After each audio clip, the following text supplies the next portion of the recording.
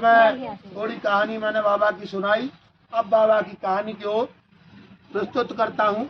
जिन्होंने हमारे पूर्वज थे, इन्होंने जिंदा समाधि यहाँ स्थापित लिया। बहुत पुराना समय था, जो स्वयं गुरु को ऐसे गुरु के शिष्य बन के थे हमारे पूर्वज, जिनके नाम से आज ये स्थान और विजयनगला धाम से चल रहा है, वो गुरु गोरखनाथ के ही शिष्य थे।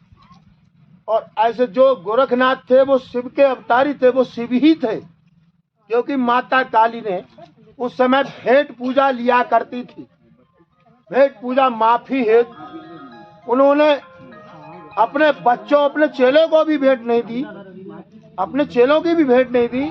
माता से कहा कि भेंट पूजा वर्जित है। आज समाज चूतिया बनाता है। बहुत से कहते हैं कि भाई हाँ, वहाँ मुर्गा चढ़ेगा, बकरा चढ़ेगा, कि माता की पठिया चढ़ेगी। माता तो वो कहते हैं भक्त, केवल भगवान भाव का भूखता है। भाव का भूखा हूँ, भाव एक सार है, जिसने भजा भाव से उसका बेड़ा पार है। भगवान का नाम लीजिए और भगवान की शरण में रहिए।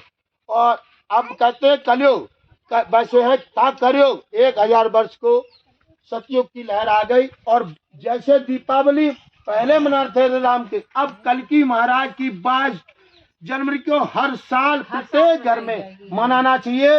ये वैसे तो मैं एक छोटा सा शिष्य श्री श्याम सुंदर दास लालगिरी बाबा का चेला हूँ, जो जज का इस्तीफा दे के महात्मा बन गए थे। वो आज वैसे स्वर्ग सुधार गए, वो मेरे साथ आज भी है।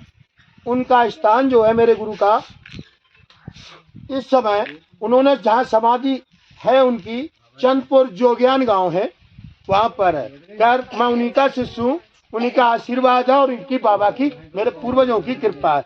इनकी कृपा ना होती तो अच्छा गुरु नहीं मिलता। गुरु तब तक बनाते रहना चाहिए, जैसे गुरु दत्तात्रेय ने 24 गुरु बनाए, जब तक बनाते रहना चाहिए समय का संत के दर्शन ना हो। तो गुरु समान कोई न दाता। ऐसे भजन भी बहुत बनाए हैं लोगों ने, बगैर गुरु के भगवान नहीं मिलता।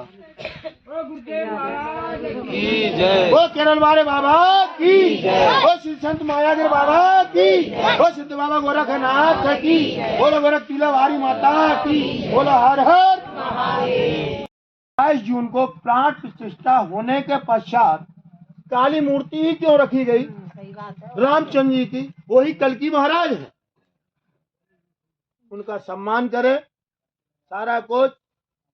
देखो ऐसे गोस्वामी तुलसीदास अपनी पत्नी के वियोग में पागल थे, लेकिन उन्होंने भगवान उन्होंने अपनी माता गुरु पत्नी को गुरु माना था। इतने बड़े महंत बड़े, इतने बड़े संत हुए, जो कि आज राम का चरितमानस गान उन्होंने लिखा। जो हनुमान जी की सहायता, उन्हें दर्शन हुए, सारा कुछ हुआ। और जैसे कि उनकी माता तुलसी थी,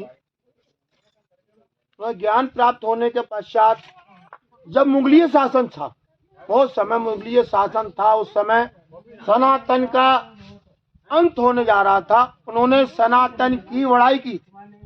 और कोई कहे जात पात मतभेद, आए एक ही घाट से उतरे एक ही घाट, हवा लगी संसार की तो हुए 12 बार।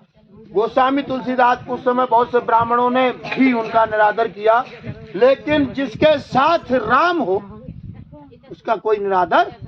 वैसे किसी भी नाम से पूजो, सारी चीज एक ही है और सारे देवी देवता सब एक ही हैं। बहुत से लोग इंद्र को गलत समझते हैं, मैं उनको भी नमन करता हूँ। वो एक देवताओं के राजा हैं, और राजा क्या करता है? प्रजा की मदद और रक्षा।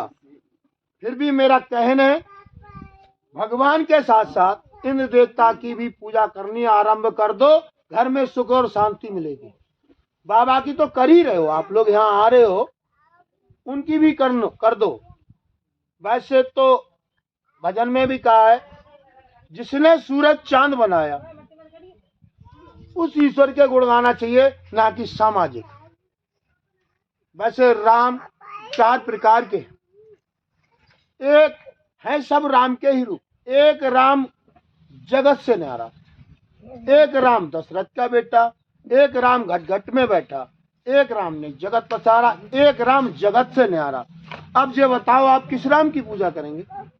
उस राम की पूजा करिए जो आपके हृदय में वास करता है, उस परमपिता का नाम लीजिए और बोलो सिद्ध बाबा गोरखनाथ की। और